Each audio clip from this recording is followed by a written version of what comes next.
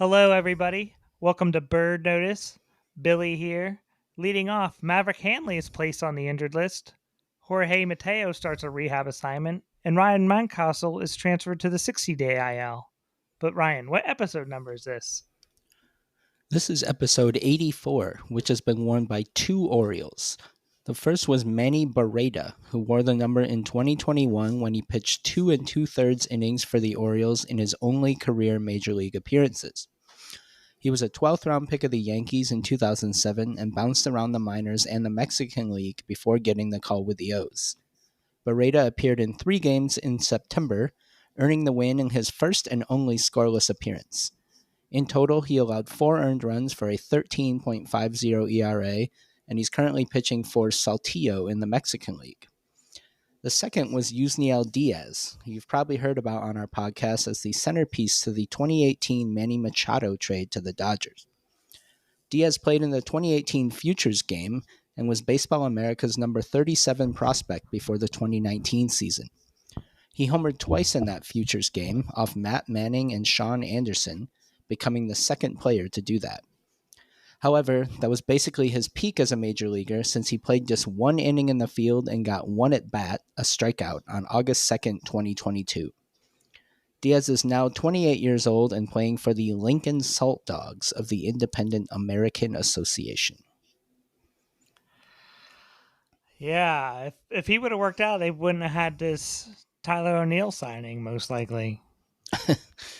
Yeah, maybe not Laureano, though, so I guess we got him out of it, but I think it's safe to say Kramer's the only one from that deal that amounted to anything, and he's hot and cold, but I guess they can say they got something.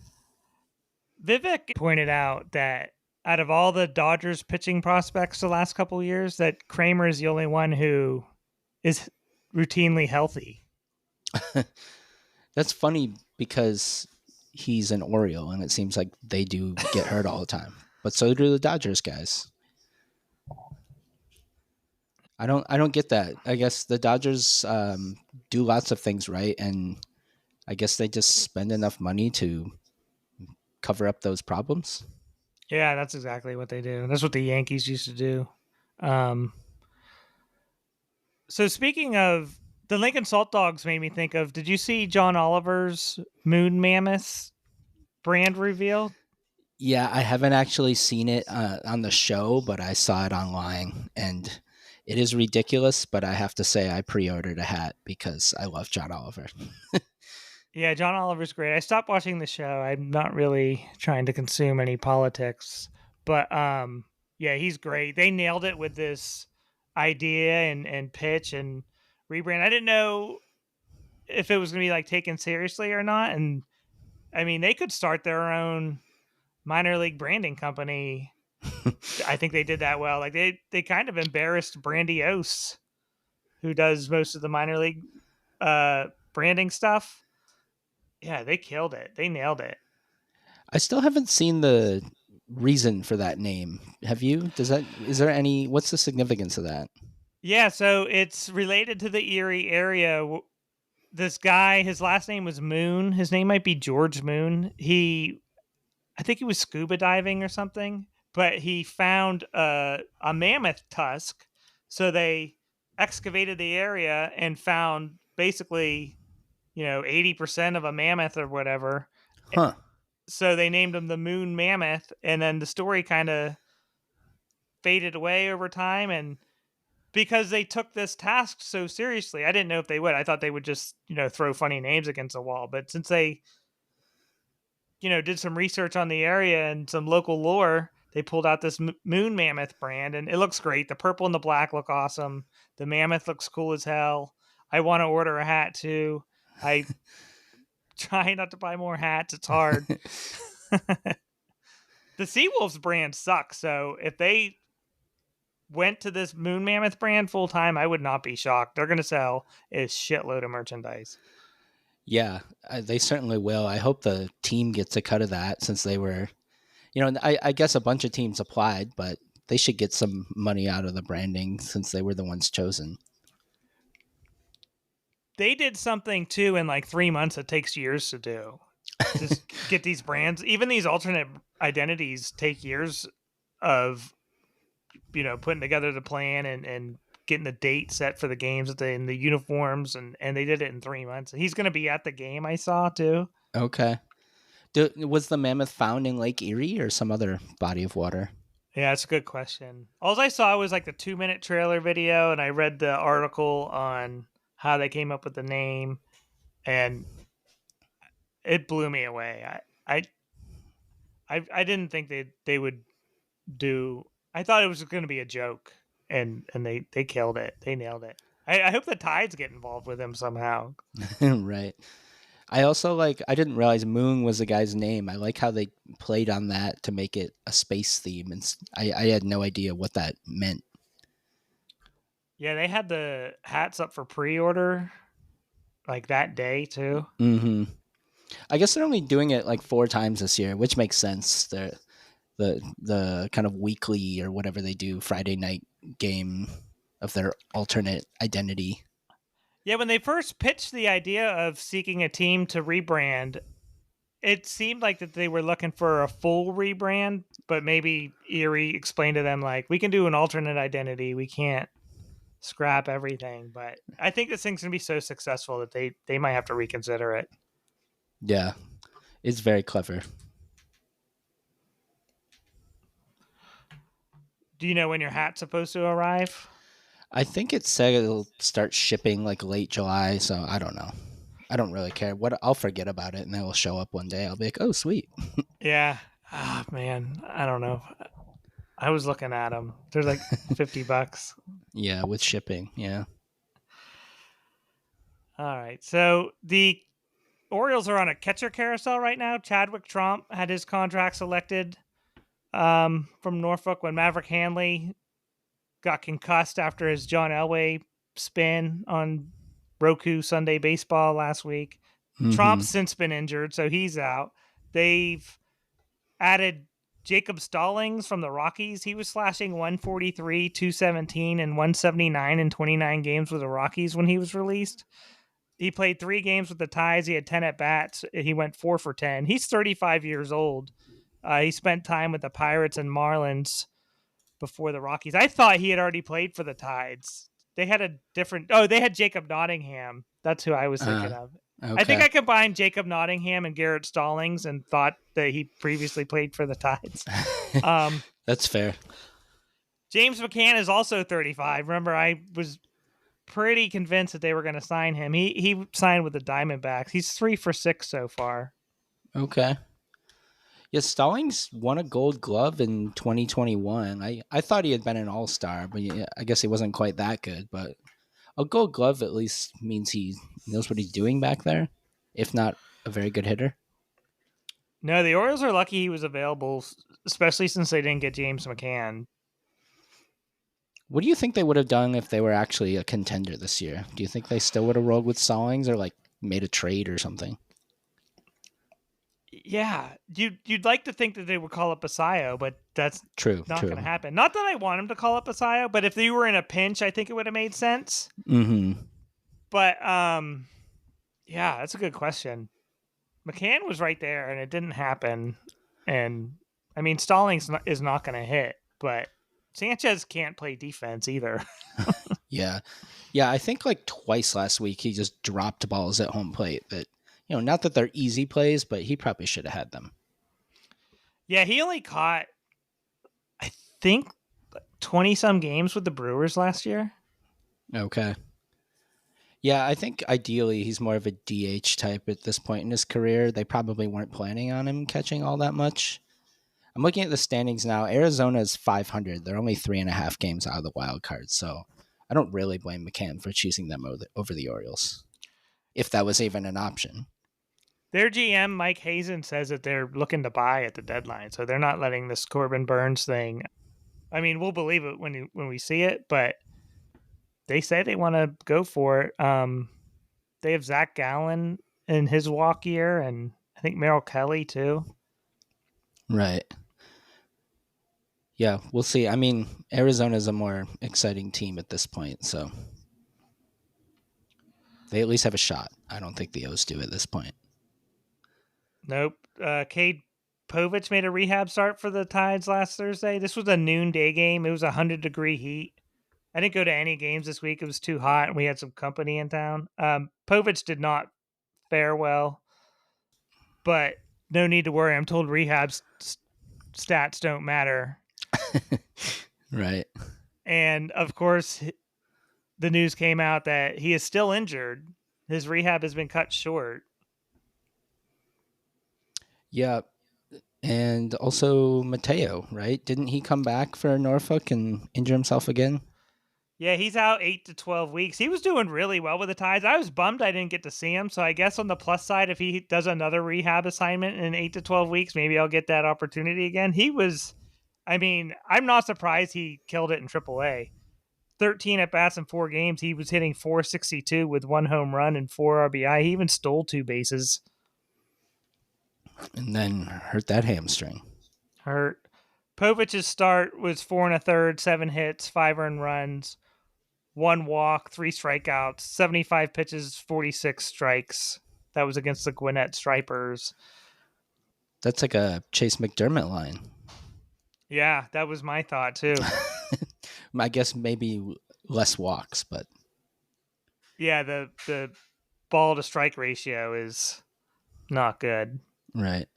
But Tyler O'Neill was in Norfolk's lineup tonight. I had the Tides game on while I was waiting for the Orioles Rangers game to start. I saw him hit a single, so he might be back soon. Be interesting to see how that outfield shakes out then with Mullins and Cowser healthy and Laureano killing it. Haven't all 3 of those guys gone on the IL at some point Yeah. this year? Yep. So I would imagine one of them will get hurt again, and it'll make it a little easier to fit O'Neill in without having to think too much about it. Or they could get traded. I have a ESPN article here I want to discuss. It is ranking MLB's top 50 trade deadline candidates, and several Orioles were featured. So I think we can get some things to talk about here. Number 1 was Alex Bregman. He was given a 10% chance of being traded. Number 2 was Jarren Duran at 25% chance of being traded. And this is after the Devers trade. So Red Sox fans might be really crying in a couple of weeks if they trade Duran, Devers, and Bregman all in season. I will not understand why the Red Sox operate like they're poor. Yeah. I don't think Bregman will be traded at all. Obviously, the writer doesn't either, but he ranked him number 1, so. Did you see that article? It was maybe a week or 2 ago. I think it was June Lee. He was on a podcast, and he said he talked to somebody who had interviewed with the Red Sox for a front office job, and he went through, I think, 5 rounds of interviews, and it was all AI, and he didn't once talk to a real person. Like, what the hell? Oh my God. What sucks too is that's where we're going as a society. Right. What, you think they just read the transcripts or something? Try to throw in a bunch of buzzwords for the computer to catch? I'm so glad I'm middle aged. This is this is just ridiculous. We created all this stuff to entertain us and keep us busy, just jobs and music. No music is going to be man-made at some point. It's all going to be AI. It kind of seems like that. The number 10 ranked candidate to be traded is Ryan O'Hearn. He's the first Oriole listed. This was 85%. That was the highest percentage I think I saw out of all 50. It had the best fits being Seattle, Boston, San Francisco, and Texas. Texas might be selling too, though. So why would Boston trade for O'Hearn if they're getting rid of their own guys? Yeah, the only thing I could think of was Costas being injured, but yeah, that's a good question too. So Seattle, and what was the other one? San Francisco. Yeah, maybe one of them. I want to see O'Hearn back next season. I think make him and Mayo the first base platoon. Could be fair. I wouldn't mind that. I think, O'Hearn's going to want some years because he's getting up there in age, and the O's probably won't want to give that to him since they don't give anybody multi-year contracts. Nope. Yeah, the only thing they do is give you options, like Right. 1 year with an option, or and like you said, O'Hearn kind of outplayed the short term market. I don't think he'll get like a 5-year deal or anything, but I think 3 is very reasonable for him. Right. They had Felix Bautista at 15%, with the best fits being the Dodgers, Phillies, Tigers, Braves, Diamondbacks, and the Rangers. There's 2 years of control left on Felix, so if you trade him, you might as well trade everyone. Like, what are we even doing? He's the best pitcher on the team. We already saw what last season was like without him. Trading him would be probably the dumbest trade you could make. Yeah, my first reaction was like, wow, that would suck. And then I thought about it, I was like, well, closers are kind of interchangeable, but then I thought the Orioles have nobody who I would trust as a closer in any level of their organization. So they would have to get somebody from outside, and that might defeat the purpose. The only way it would work is if you moved Grayson to closer. There you go. Your idea. Yeah, trading Felix would be terrible in my opinion, especially with 2 years left. And they've put so much into him, and the rest of the bullpen is like duct tape. I know they're very good this year, but I mean, they're all waiver claims and cast offs, and eventually those you see why. Like we saw Matt Bowman tonight, he's terrible. Right. Cedric Mullins, 70%, best fits, Phillies, Guardians, Mets. I think Jacob Calvin Meyer said it best this week. He's on one of, I think it was Glenn Clark Radio posted it. He did an interview with them. He said, quote, "Is it even worth trading Cedric Mullins when he's a guy you may want to keep around because you don't have an obvious center field replacement next year? And when what you're going to get in return is the 27th ranked prospect in the Philly system who is in low A pitching?" End quote. Yeah, unless the offer's too good to be true, I think you keep him. You offer the qualifying offer. It's a win-win. If he takes it, you get him short term.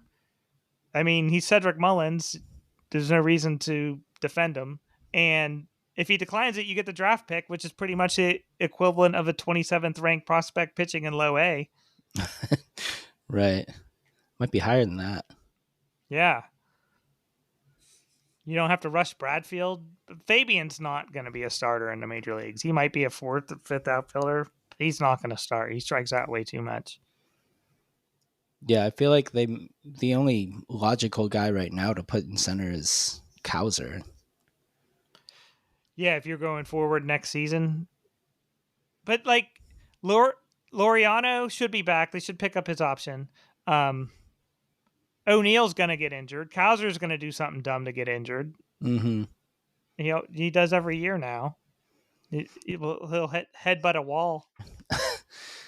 Laureano could play center. I feel like he's more of a corner outfielder, but maybe he could play there. I don't know. But I mean, I think that's good depth if you're looking at an outfield of Cowser, Mullins, O'Neill, and Laureano going into next season. I mean, you can't count on Kjerstad to play the outfield at all. Beavers might have a chance, but when O'Neill gets injured, that's a perfect opportunity to get Beavers some playing time. Yeah, I saw they just called Carlson back up. I didn't even realize that he was down in the minors again. That'll be interesting to see if he comes back. I think he had a 1-year deal. They do need depth, like you said. So if it's not him, it'll be probably somebody similar. Yeah, as much as I like Carlson this season, ideally he is your top minor league outfielder. Right. Zach Eflin, 75%. This one is the most understandable of the guys so far listed, but they're not going to get anywhere near what they gave up last year to get him. He's currently injured. It's his second stint on the injured list. He's been woefully ineffective so far. This was his chance to put a contending team's rotation on his back, and he kind of fell on his face. Yeah, I think the advanced stats for Eflin this year aren't that bad compared to how his ERA and stuff looks, but I don't know if you want to give a long-term contract to somebody like that. It's like, well, we think you should be better than you are. Like, is that something you want to bet on? It's 6 months ago. I would have said, hell yeah, they should sign him long term. Now it's kind of like, I don't know. Yeah, I still want to sign him. He's another guy I don't want to see let go. Maybe you can take advantage of this down year and give him, a pillow contract that he can reestablish his worth next season on what we hope is a good team. The article calls him more of an innings eater, number 4 type now than he was during his 2023 breakout season. So the writer isn't really feeling him anymore either. Um, Also, another reason why I want to bring him back is I have no faith in the organization to go outside and bring in somebody with some track record or, a resume. Yeah, they don't really have any reliable options to replace him at this point. Anybody you can point to is currently injured already. Yeah, and then like that trade for Burns last year was the exception. That's not the rule. They're never gonna make a big move to get an ace again like that. Doesn't seem like that. And they don't become available. You have to trade them. You either have to trade for them or draft and develop one, which it, Or pay a lot in free agency, and we know they're not going to do that. yeah. So I mean, I would give Eflin a year or two. I still like him. I'm not surprised he was injured. We were talking about that last week. Yeah, you mentioned that he had looked kind of off, and then actually, I think that was the game I went to on Saturday. He started the game and left early. Yeah, he pitched one full inning. Yeah. He owes you a refund. It was funny. By the time we sat, we can talk about it later. By the time we sat down, like as we were sitting down, I think it was Aranda hit a homer, and it was 4-0. I was like, well, this game's going poorly already. Urias and Sugano were honorable mentions. They were in the 31 through 50 category where there was no write-up on them. They were just names listed. Sugano, same thing as Eflin. The Orioles need starting pitching depth next season. I know he's struggling lately, but if you can get him back on another 1-year deal, I think you do it. Yeah, probably. I mean, he's old too. You might as if you're in his shoes, you're probably thinking, well, I don't have that much longer. Am I going to stick with the O's or try to go somewhere where they're not crappy? Charlie Morton wasn't listed. We know he's on a 1-year deal, but they're not going to get anything for these 1-year guys. And as much as I've enjoyed watching Charlie Morton pitch when he's been good, I don't want to see him back next year. Mm-hmm. I do want to see Eflin and Sugano back. I do not want to see Morton back. Well, yeah, he's hurt now too. Well, tendonitis, and they're like, we push this start back. That doesn't sound like you get one push back start type of injury. That's another thing. If they trade Eflin, Sugano, Morton, who's going to eat these innings? Grayson? LOL, JK? Yeah. He threw a bullpen Young. session. Who they removed after 4 innings tonight. Right. Yeah, they don't have any options. Their pitching depth is just non-existent. Povich is hurt. McDermott sucks. Mm-hmm. Yeah. Somebody's got to pitch these innings. If Bradish and Wells come back, you're not going to be like, hey, you need to go 7 for us today. Like that's not logical. So yeah, they'd probably be pitching like 3-inning stints for a good few weeks. Right. I think we've just concluded that they're screwed the rest of the season. Yeah. Like even the one thing to look forward to is the trade deadline that I don't want them to participate in. And I don't think they can get anything for these guys that I think can contribute next season. Right. Like who's going to give anything for Charlie Morton? Especially now with this tendonitis news. Yeah, I don't know. If he had stayed healthy and kept being like decent, they might have gotten something from a contender. It's like, hey, we need like a 5th starter type. But yeah, at this point, I don't see that happening. Yeah, and Laureano, we already touched on. They got to bring him back. I feel like a bunch of people just follow sports to like edge themselves talking about like mock trades and stuff. And I fear that Elias is one of these people. Like you just like it's like the people who join a fantasy league and show up for the draft and then don't bother managing their team because that's all they care about. Yeah, they just look at the teams they follow as like, how can I change them or how can I fix their roster, so to speak. Laureano, like, what more do you want from him? Like, what could he possibly not have done to have his option picked up next season? I don't think anything, but that doesn't mean He, they will. Who really knows? yeah, because I Elias built this team to be flexible with all these expiring contracts, and yeah, I think he's just gonna throw a bunch of shit against the wall again in the off season. Right. You're gonna have half a team on expiring contracts again. Yeah.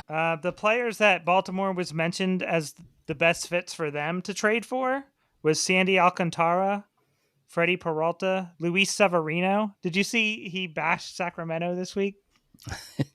I saw some headline that like the A's are frustrated with him because he keeps shitting on Sacramento, which is kind of funny. But he did know going in that they were playing in Sacramento. So Yeah, he took the money. His numbers at home in Sacramento are terrible. He's very good on the road. If I'm the Orioles, I would offer O'Neill and something else for him. Like, will you take our headache? We'll take your headache. They need somebody to eat innings anyway. They have outfielders. sort of. They Yeah, have you'd like like to think. one extra outfielder when everyone's healthy. Like, even Dylan Carlson has outplayed Tyler O'Neill this year. Right. I do know someone else who is available. Trey Mancini opted out of his Diamondbacks minor league contract. Did you see his numbers with Reno? No. How are they? They're ridiculous. 74 games. He's hitting 308 with an 895 OPS and 16 home runs. Does he just see no path to playing for Arizona this season? That's my guess. I don't even know who's playing first base for them right now or DHing. Josh Naylor. Okay. They lost Christian Walker. He went to Houston. But yeah, I wouldn't be surprised if he's done. This might be it. Yeah, Naylor. Oh, yeah, and they have Pavin Smith. He's listed as the DH, at least on Baseball Reference. I wouldn't mind seeing him play for the Tides again, but I mean, there's no point for it. Not if you're Mancini, I guess. Yeah, for all involved. Right. Yeah, you ready to do some recaps? Let's go for it. All right, we got game 78. This was Monday, June 23rd. Texas at Baltimore. Patrick Corbin versus Trevor Rogers. We got a couple of southpaws here. Underwhelming southpaws. Yeah, both of them for sure. We're scoreless until the third when Chadwick Tromp lines a ball to Haggerty in left field. It's nearly caught, but Haggerty's glove hand ends up underneath him. The ball comes loose. His glove comes off. Tromp sneaks an extra base, and this pays off when Jackson Holliday drives in the first run of the game. The O's scored again in the bottom of the fifth. With one out, Mayo and Mullins hit consecutive singles. And then Jackson Holliday, with 2 outs, went deep for a 3-run home run, and the O's were up 4-0. Yeah, this was his 33rd, 34th, and 35th RBI of the season. 402 feet. Sanchez, Urias, and Cowser lead off the sixth with singles. Cowser was a picture-perfect bunt. That's it for Patrick Corbin. He's replaced by our former friend Jacob Webb. This was his 31st game. He has a 4.11 ERA and 35 innings pitched. He allowed an inherited runner to score on a Kobe Mayo groundout, and the Orioles are up 5-0. Bottom 7, the O's, with 1 out, had Laureano double. Gunnar was then intentionally walked before Sanchez was hit by a pitch to load the bases. Ramon Urias hit a fly ball to score Laureano on a sacrifice, and that gave the O's the final run of the game for a 6-0 lead. Yeah, 6-0 shutout. Number 1 star Trevor Rogers. This was the first quality start by an Oriole starter in 12 starts. He allowed 3 hits over 8 innings, no walks, 101 pitches, 72 strikes. First Orioles starter to go 8 innings pitched since Grayson did it on September 16, 2023 versus the Rays. That seems so long ago. Yeah, they didn't have anyone go 8 innings last year. That's shocking. Between this one and his start in Boston, he might have the 2 best starting pitching performances for the Orioles this season. At least the 2 most memorable. Right. In 2021, Rogers went 7-8 with a 2.64 ERA, finishing as a National League Rookie of the Year runner-up. Since then, he went 7-24 with the Marlins after that, and I don't know. I'm afraid to buy Trevor Rogers stock, but I'm gonna enjoy it while it lasts. He's been kind of Dean Kramer-ish lately, and like you never know what you're gonna get.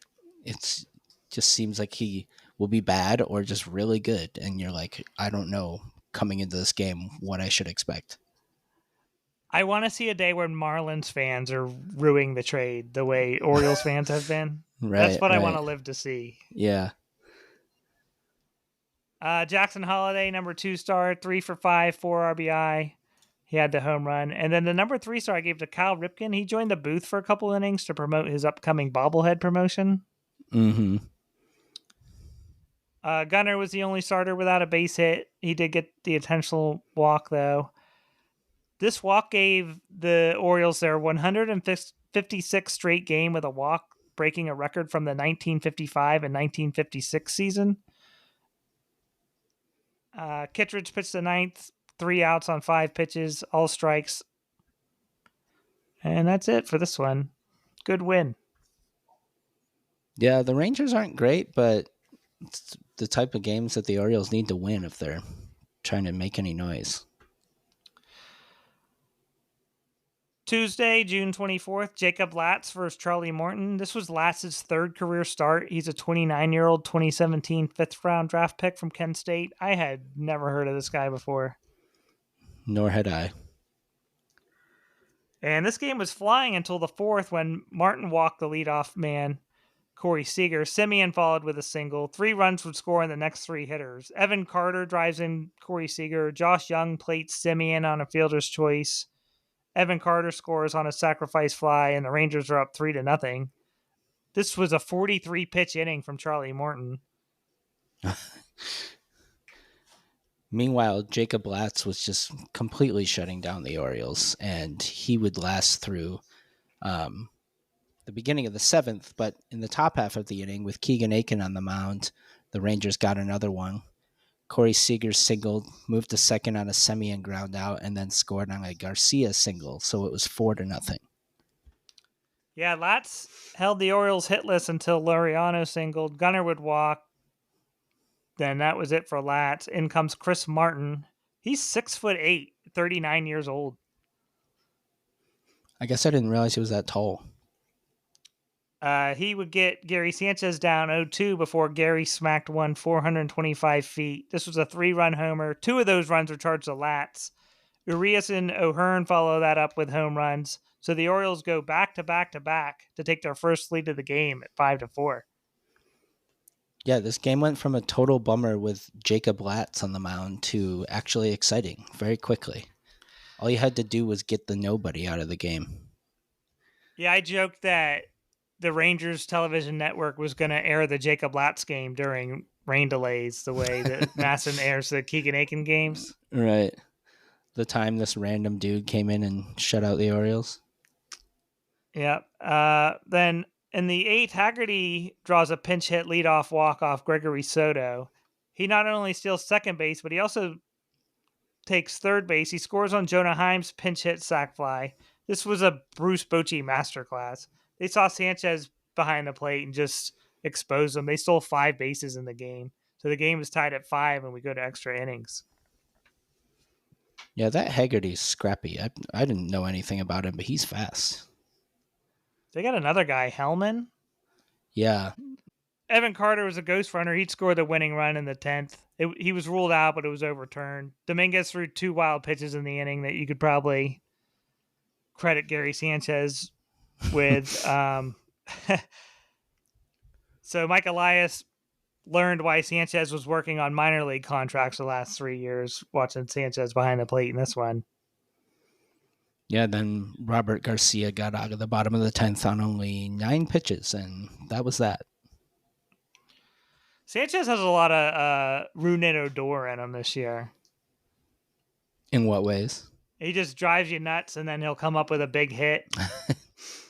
He's a better hitter than Odor for sure, but yeah, watching Gary behind the plate since Adley has gone down is a total adventure.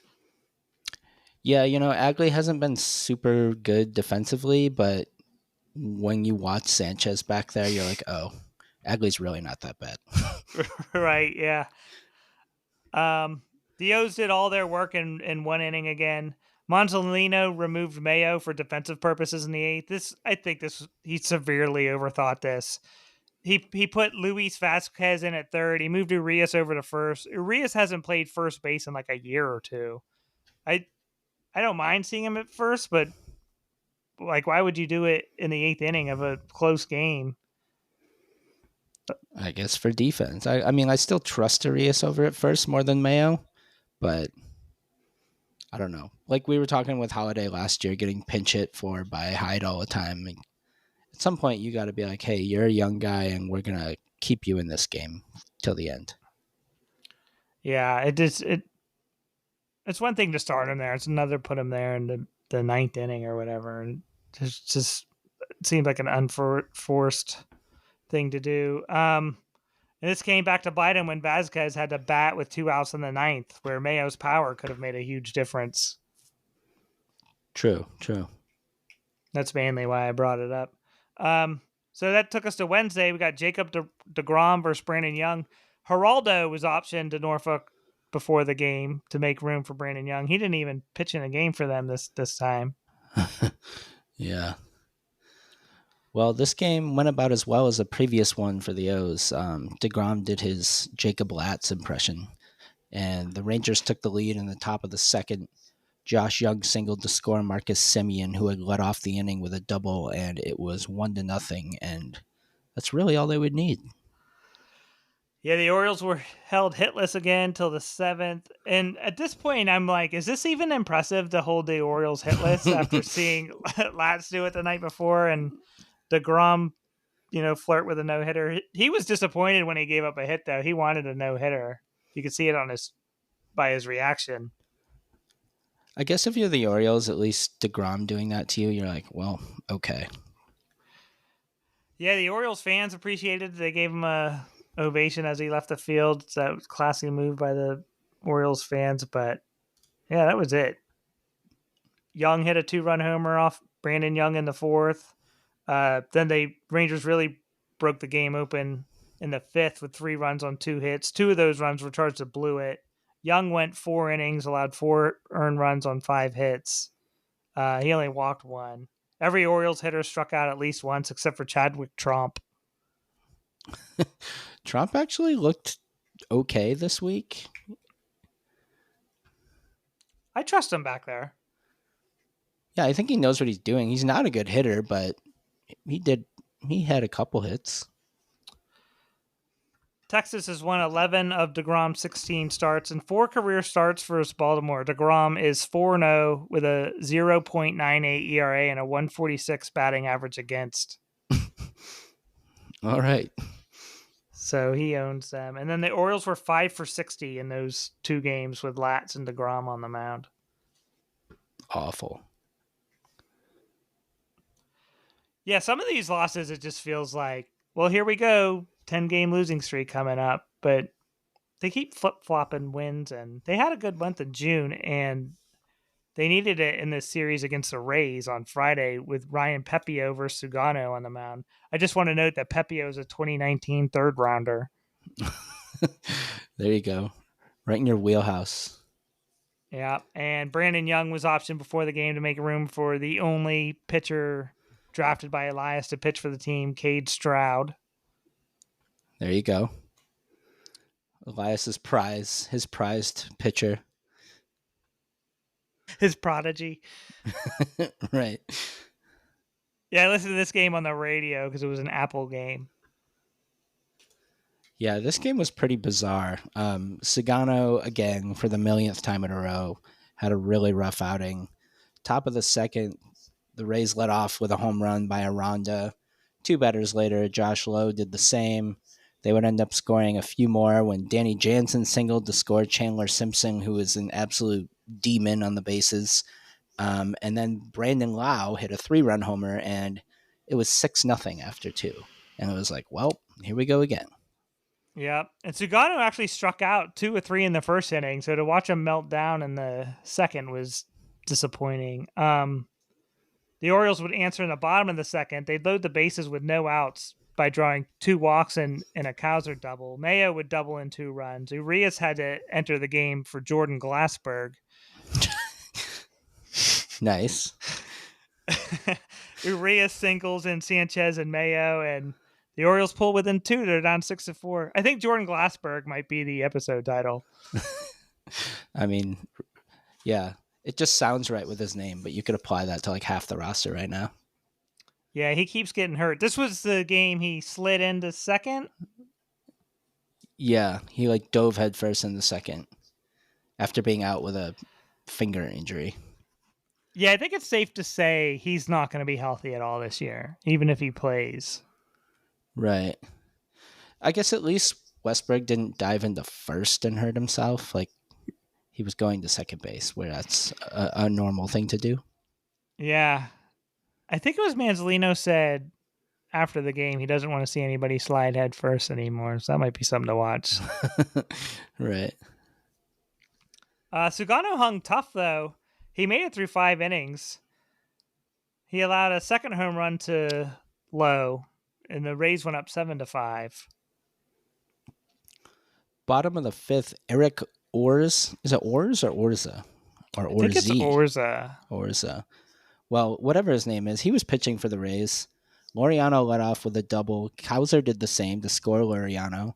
Then Gary Sanchez came up with a 2-run home run and gave the Orioles the lead again. So it was 8-7. And despite the rough start, this is suddenly a fun game.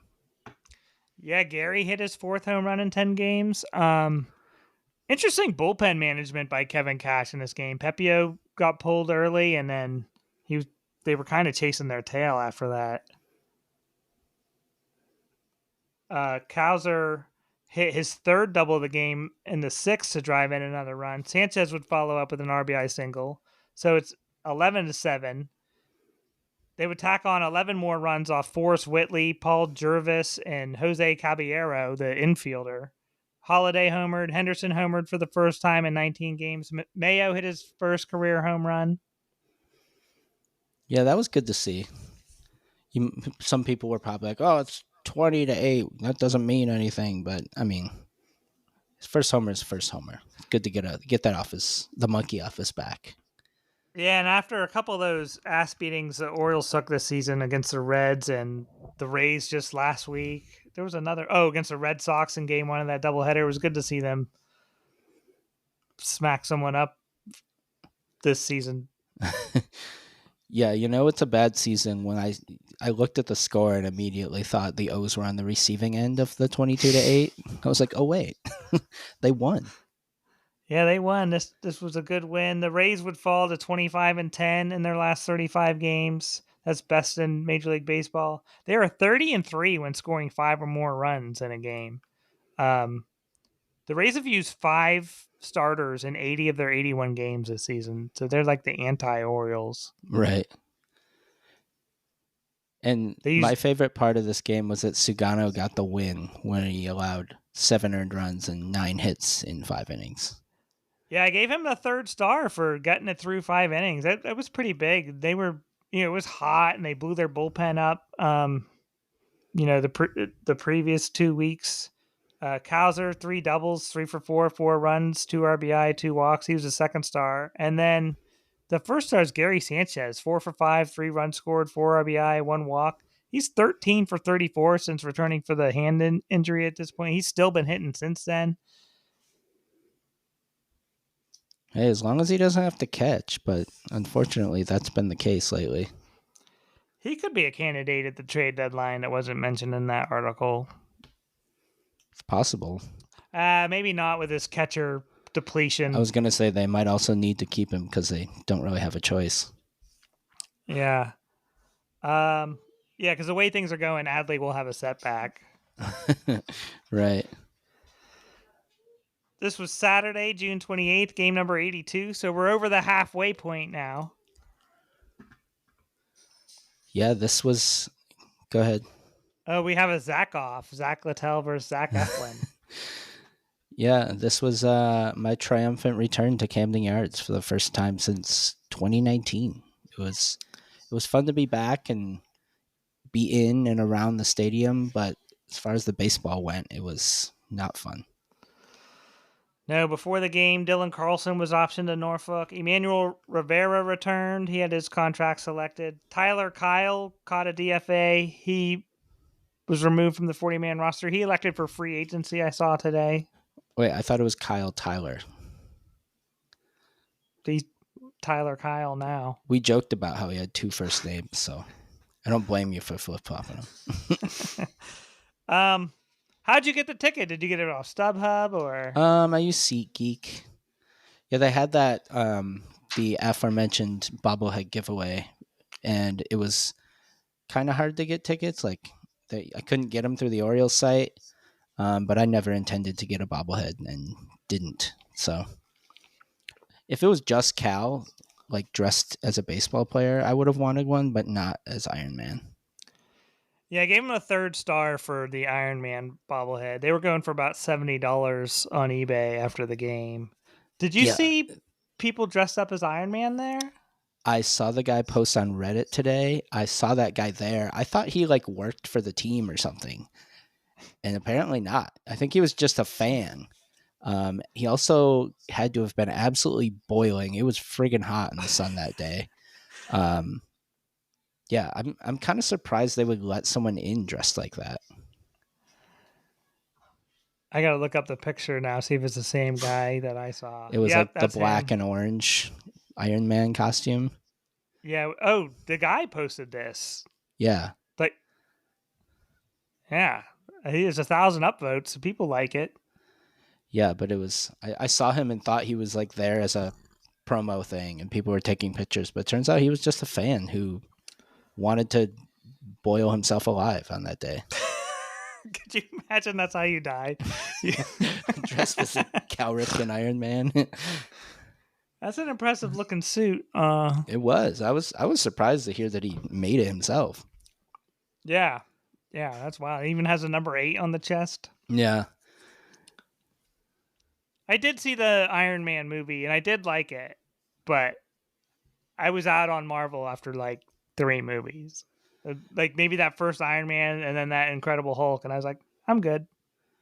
Well, what's crazy is I think the first Iron Man at this point was like 20 years ago. Like, Yeah. they're old now. That's how many there have been. I say this all the time to anybody who questions why I don't really like superhero movies. And I'll watch some every once in a while, like I'll stumble into one. But I think I could write a superhero movie or like create a character. Right. You know what I remember most from the Iron Man movie is there's a scene, I want to say it's toward the beginning, where they like go into some cave and there's a bunch of terrorists or something. And I remember watching it with my friend and I was like, was that Tom Morello, like the Rage Against the Machine guitarist? And I looked it up later and it was. Oh my God. Yeah. So I'll always remember his cameo because I was like, wait a second, I know him. I saw him live at the Norva. It was just him. Oh, nice. It was a good show, but it was also like watching a guy play Guitar Hero for an hour and a half because Yeah, he doesn't. Does he sing? he doesn't sing. He was. It was literally just watching a guy play Guitar Hero. And he was killing it, but at the same time, it was odd. I'm glad I went, but it wasn't the best concert I ever saw. Yeah. Yeah, I liked Rage Against the Machine in like middle school. I listened to them and that would be cool to see them. I know they toured like it was a couple years ago. I probably never will get the chance, but Yeah, and we speculated last week that Eflin might be injured, and this proved correct after 1 inning, 4 runs, 5 hits. game over. The Orioles only scored 3 runs. All were on home runs. Tromp even homered in the 5th. Laureano homered in the 9th. And in between all that, the Rays scored 7 more runs. 4 of them were off Blewett. 1 was off Stroud, 2 off Kittredge. And they had a pitcher named Joe Rock, who I had never heard of, but that's just a cool name. I did catch that name. He was left-handed, right? Yeah. Apparently, that was his only major league game. That's why I've never heard of him. But I just remember being like, that's a kick-ass name. Aranda hit 111 miles per hour off the bat, traveled 467 feet. Yeah, that was like right as we sat down. I think that might have hit Utah Street. It was a big homer. The other 2 stars I gave to Luis Vazquez for emasculating all Orioles pitchers by pitching 2 scoreless. He threw 14 pitches, 11 strikes. That was a highlight of the game.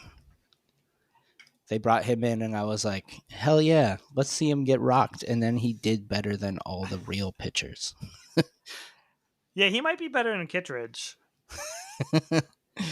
Yeah, he was the radar in the stadium was reading like 38 miles an hour. He was just lobbing it in there. Yeah, he figured it out. He did give up 3 hits, but that's kind of impressive too. He threw 14 pitches, got 6 outs, and gave up 3 hits. Right. Yeah, I mean, his stat line has been better than several of the actual Orioles pitchers this year. Like, multiple guys go out there and pitch like Vasquez should have in this game. Do you remember that Jonathan Heasley last year? I remember his name. I don't remember anything about him. Vasquez was better than him. There was one, I think it was against the White Sox, maybe? I don't know. Maybe they got him from the White Sox. But yeah, there was one game where Heasley couldn't get anyone out, and even Brandon Hyde went to the mound like, this motherfucker. And then I gave you the first star for going to the game. Oh, well, thank you. I appreciate that. Yeah, it was neat bringing my kids there for the first time. They were playing they have a little kids area in the right field concourse. They have a little playground set up, so they were messing around out there. That's why we didn't sit down by the first pitch.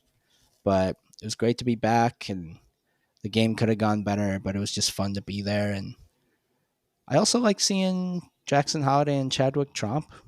They had 5 of the Orioles' 7 hits. Oh, right, yeah. Yeah, So we're going to miss Tromp. The Chadwick Tromp game.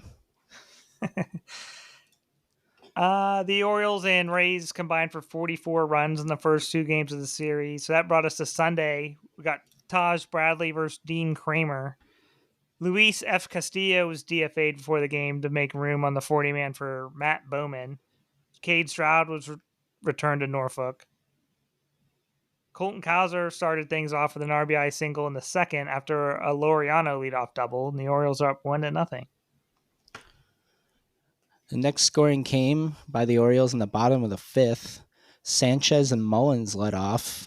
Both reached base. Kobe Mayo singled to score Sanchez. With 1 out, Ramon Arias had a sac fly to score Mullins, and that gave the Orioles a 3-0 lead. And that was all Dean would need. He went 7 scoreless. The lone Tampa run came in the 9th off Felix when Brandon Lau homered for the 18th time this season. This game was a crisp 2 minutes and 29 seconds in front of the listed attendance was 19,000. Hold on. You said 2 minutes and 29 seconds, which would be pretty sweet, but probably wouldn't get your money's worth. Hey, we're in the TikTok generation now. Right. But yeah, the announced attendance was 19,000. There was nobody on camera at this game. I don't believe that 19,000. I understand a lot of people might have been on the concourse to get out of the heat and the shade, but... Well, I think, don't attendance numbers always count tickets sold? I think everywhere counts like season tickets. So half of those could have been season tickets that people just weren't using. Yeah, it makes sense to have a smaller crowd the day after the Iron Man bobblehead, but yeah, this looked like an A's game in Oakland. Yeah, probably. Yeah, A's game in the minor league stadium would be way more full. The Orioles would improve to 24-8 when out hitting their opponents. So they should just do that more often. Yeah, imagine that. 3 stars. Gunner, he went 1 for 4. He didn't drive in any runs. He didn't score any runs, but it was his birthday. So happy birthday, Gunner. How old is he? Like 25? I was just going to ask you that. I think he's 24. Let's see. He might even be 23. You are right. He's 24. Mullins, just because he laid down a bunt. And I love the return of small ball. Manzolino calling all these bunts. I love it. Somewhere there's got to be numbers we can look up. I don't know where to find them, but like how many bunts they have had since Manzolino took over. I bet they have more under Manzolino in 2 months than they had all of last season with Brandon Hyde. It honestly wouldn't surprise me if that was the case. And I bet if you took 2023 and 2024, I bet they have more bunts. Right. With Manzolino. And that's how they scored all 5 runs, was the old-fashioned way in this game. There were no home runs. It was all manufactured. Mm-hmm. And then Dean, 7 innings pitched, 3 hits, 1 walk, 6 strikeouts, 93 pitches, 68 strikes. He's only allowed 2 runs in his last 3 starts, over 17 2/3. Yeah, his ERA is down to 4.27, which is surprising if you ask me, because it was pretty ugly early on. Yeah, him and Morton really turned things around. Right. Without them turning things around, they might be 20 games under 500. Yeah, well, as it stands, they're still 10 games under, and that's not good. Not good. So what'd they go for the month of June? I think I heard 19-11. 16-11. Okay. Yeah, I guess that makes sense with a few off days built in. So yeah, they've had 1 solid month out of 3 whole months and part of March. So that's not very good, but I guess they're showing improvement. Who knows if that'll last with all their injuries now? Yeah, everything feels tenuous. Every loss feels like the start of a losing streak. Every win feels like the start of a winning streak. At least you want to think so. These injuries are just... I don't think they'd be winning even without the injuries, but like it's comical now. No Adley. Westberg can't stay on the field. Mountcastle probably not coming back. Mateo... He might not come back. Yeah, he might not come back. All their outfielders have been injured at some point. O'Neill will get hurt again. Right. He'll like turn his head the wrong way and go on the IL. Yeah. I didn't realize too that I guess Handley had a history of concussions, so that makes that extra scary. Yeah, that sucks. I don't like hearing that. Colton Cowser owes him a new brain or something for hanging him out to dry. For Derek Carring him. Right. So we're actually at about an hour.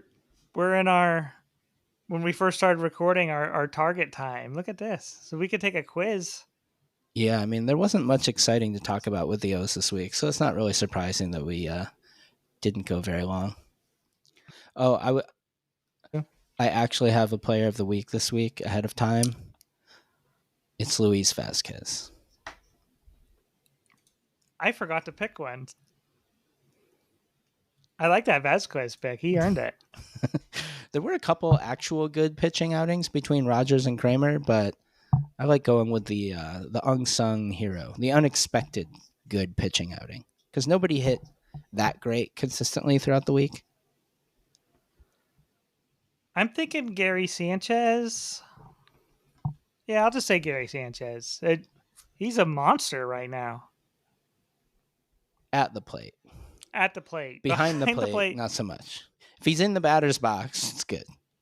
If baseball had a plus minus, he'd be... he might be a minus because he's allowed so many wild pitches, it seems like, and dropped some balls at the plate on close plays, but... Right. Well, they do have WAR. Let's check out what his offensive and defensive WAR are right now. Offensive 0.5, defensive negative 0.2. So he is in the black, so to speak. A positive 0.3.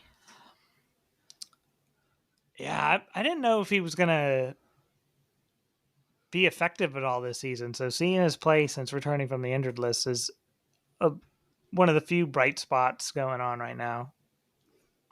Right. Gary Sanchez, Ramon Laureano, the guys we figured would carry the team this year.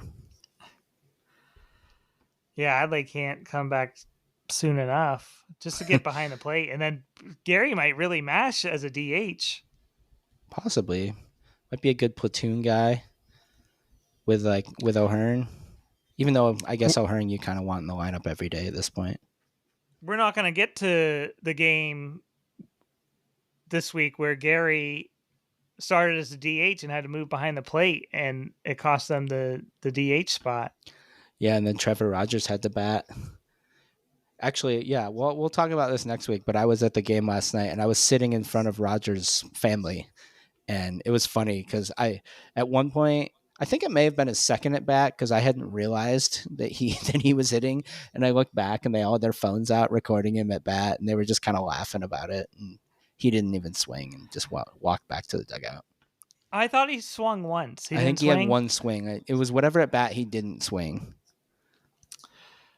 He does have previous hitting experience with the Marlins, but I was thinking in a couple years there's going to be literally no pitchers that have ever hit before. Oh yeah, they'll be screwed. It's crazy how bad they are at hitting.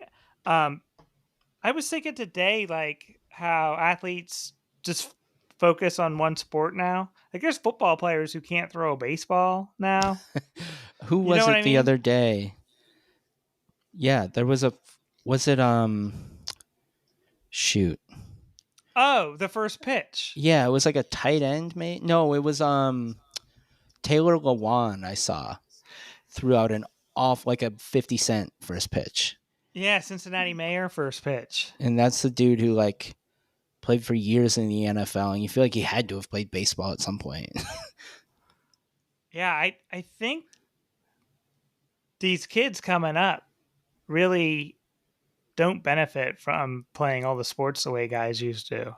Well, every time I hear somebody who's actually a pro athlete, they always say you should play other sports. None of them say like, yeah, you should focus on one thing when you're 10 years old. And now they all get injured so easily too, Right. because That could be a thing.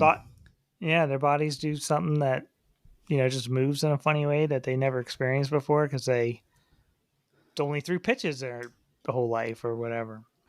I think a lot of that's on coaches too. I know that's one of Keith Law's big things when he writes about prospects is how college coaches will just run pitchers into the ground and keep them out there for like 150 pitches to try to win a game and just not care at all what effect it might have on them long term. Yeah, I heard that somewhere recently. Maybe it's because of the College World Series. Uh-huh. Somebody threw a stupid amount of pitches. Yeah. I wish I could remember what But it it goes was. all the way back to like when you're kids. Like you need the adults keeping the kids in check when it comes to throwing too many innings because the kids, of course, are gonna be like, "Yeah, I want to play, I want to pitch," and you can't do that. Oh, fuck them up. Yeah, I think it was Dylan Bundy who the whatever I read or heard was. Okay. He threw like 200 pitches or something Yeah, in a high school game. absurd. That's absurd.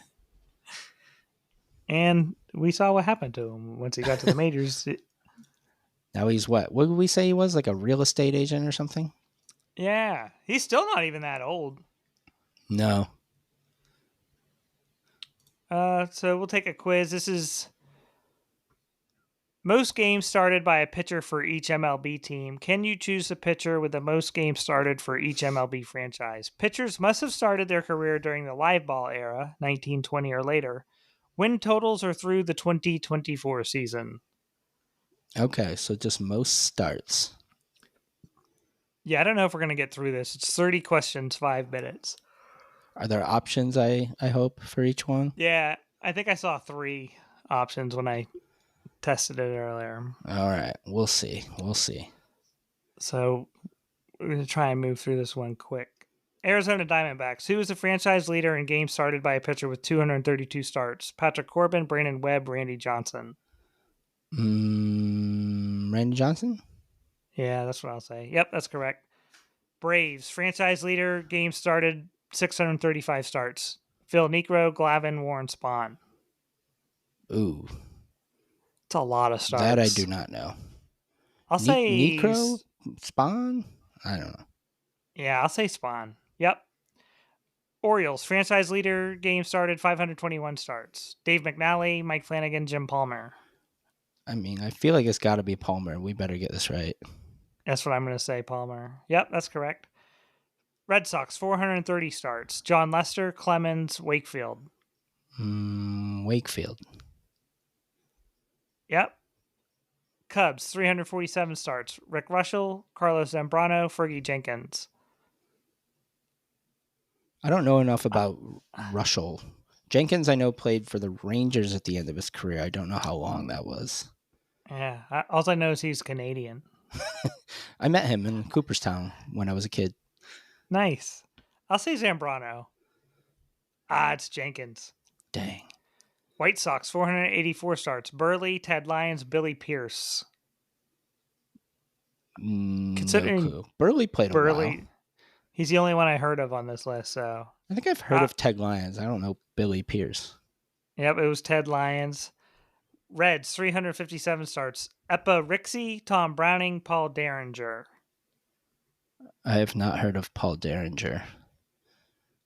Eparixi, that's an old ass name. I know that. Yeah, they're an old ass franchise too. Right. Let's do it. Sure.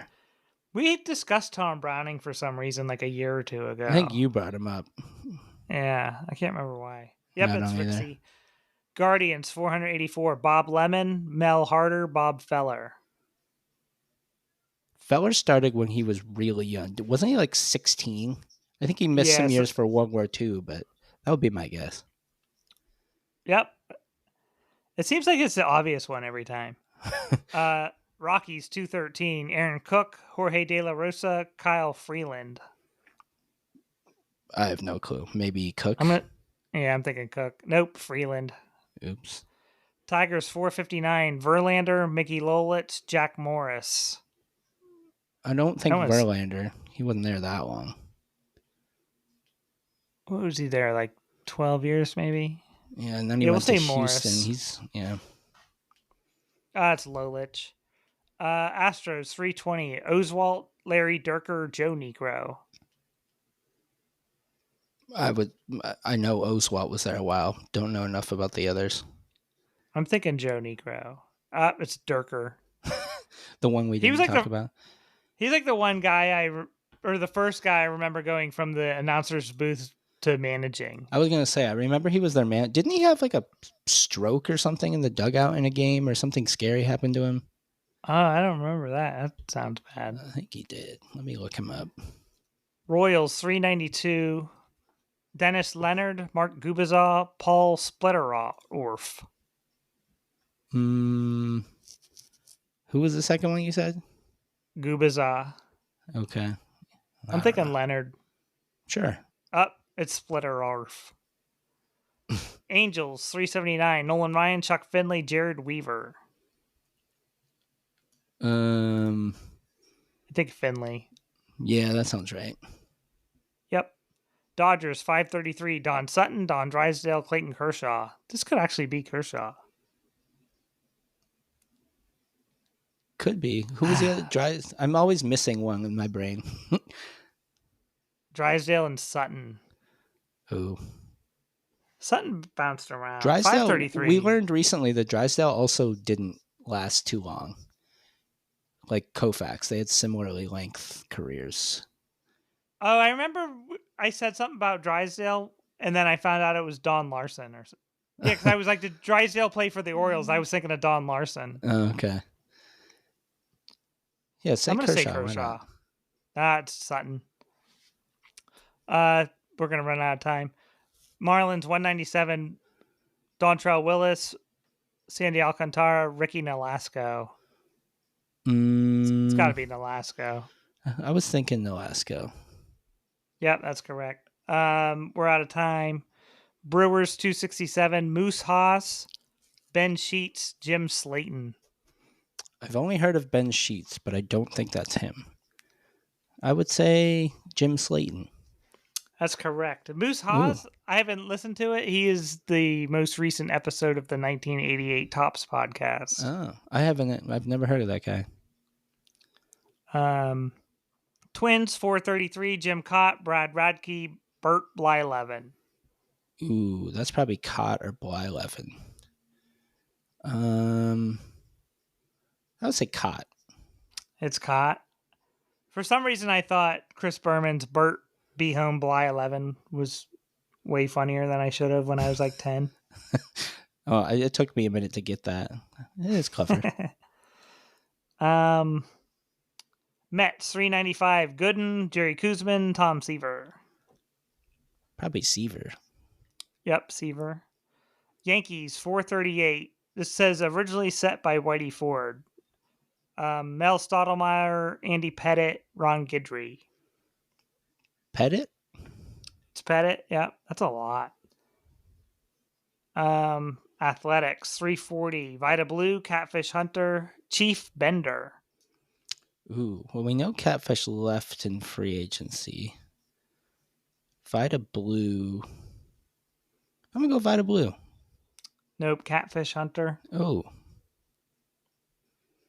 Phillies 499. Robin Roberts, Cole Hamill, Steve Carlton.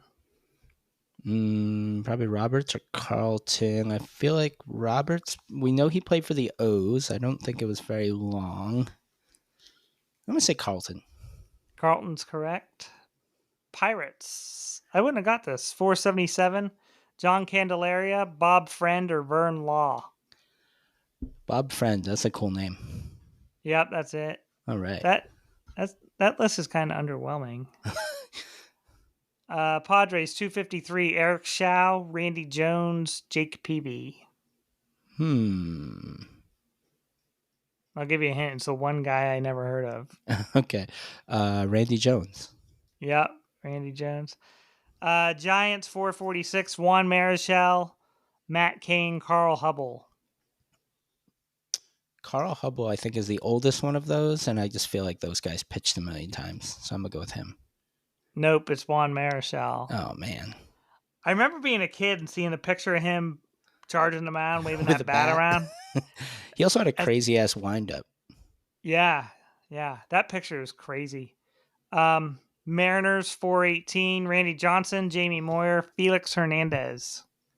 Felix. Yep, the former King Felix. There's a new king in town. What was that guy's name? Softy? Yeah, radio guy? Yeah, I think that is what he calls himself, like Dave Softy something. What a dork. Cardinals 482. Bob Gibson, Adam Wainwright, Bob Force. You gotta think one of the first two. Wainwright just retired. He was there forever. I might say him. Nope, Bob Gibson. Oh, man. We really didn't make it far through this quiz at all. There's still at least 3 more here. Rays 217, James Shield, Chris Archer, David Price.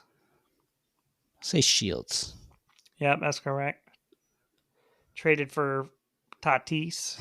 Right. Rangers 313, Bobby Witt, Charlie Huff, Kenny Rogers. Kenny Rogers. Nope, Charlie Huff. Dang. Knuckleballer. Blue Jays 408 starts. Roy Halladay, Jim Clancy, Dave Steeb. I'm going to go Steeb. Steeb's correct. Didn't he throw like 4 one-hitters or something? I don't know. I feel like I've read about him as like an underrated guy that doesn't get talked about much. Yeah, he was very good. Nationals 393, Dennis Martinez, Steve Rogers. Come on. Or Steven Strasburg. Steve Rogers. Who has more starts by the end of their career, Strasburg or Grayson? Probably Strasburg at this point. And that's it. What was the answer? Steve Rogers. All right. Yeah, that was tough. Yeah, that was... I wouldn't have picked that one if I would have known. We wouldn't even make it halfway through before time ran out.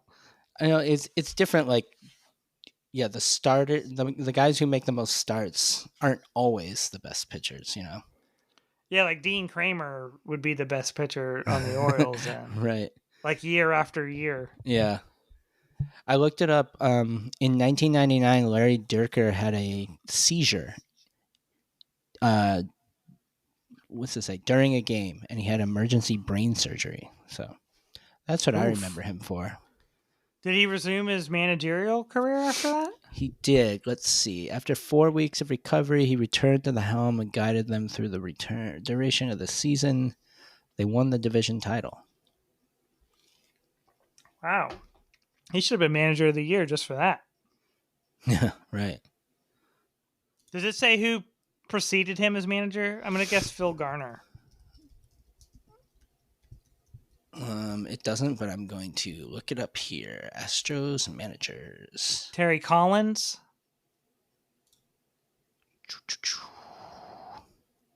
Terry Collins.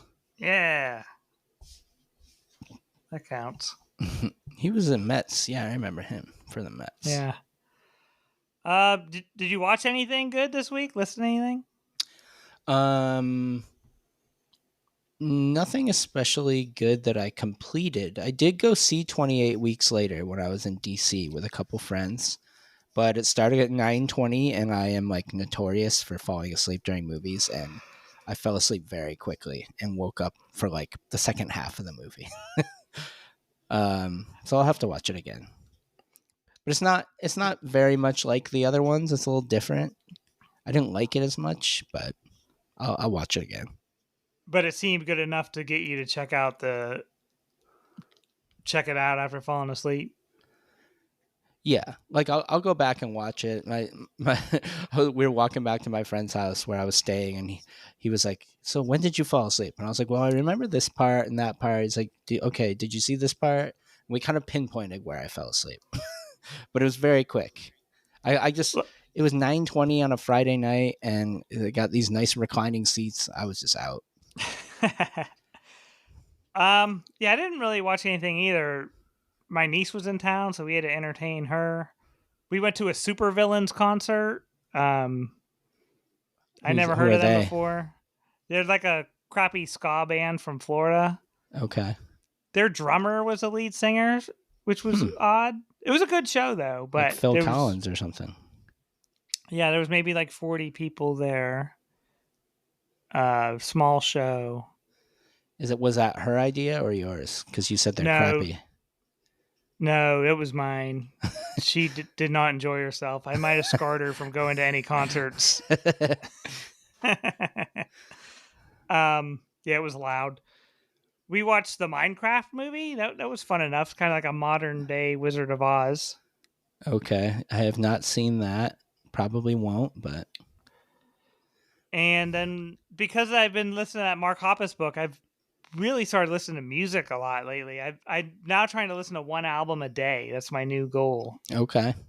Today I listened to Tim Armstrong's 2007 solo album, A Poet's Life. I don't think I know who that is.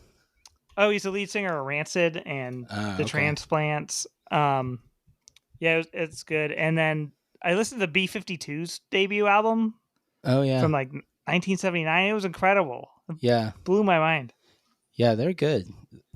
They're one of the bands from Athens, Georgia, which is just kind of like a random music town. I think REM is from there. This band of Montreal that I like a lot is from there. There's this Elephant. What do they call them? Elephant Six Collective. It's like this. I don't know if it's like a record label or something, but a bunch of good indie bands from down those ways. Yeah, I'm not a big REM fan. Oh, I like them a lot. I can listen to like if you put together like their 10 best songs, I bet I'd like it. you would probably like their earlier stuff. It's a little more like punk-ish. Emphasis on the ish, not really. I've listened to quite a bit is Monster. Uh-huh. But yeah, other than that, Is that the one with like none the of cat their on the cover? Yeah, none of their other stuff really grabbed me. Oh, what was I gonna say? Had to do with a couple of guys from the REM have a side group though. It's called like baseball. Hmm. Did you know this? No. I think they sing about baseball. Interesting. We found that one guy a year or two ago who had like a random album about baseball players, but I'm pretty sure that guy was not in REM. Oh yeah, it's called the Baseball Project.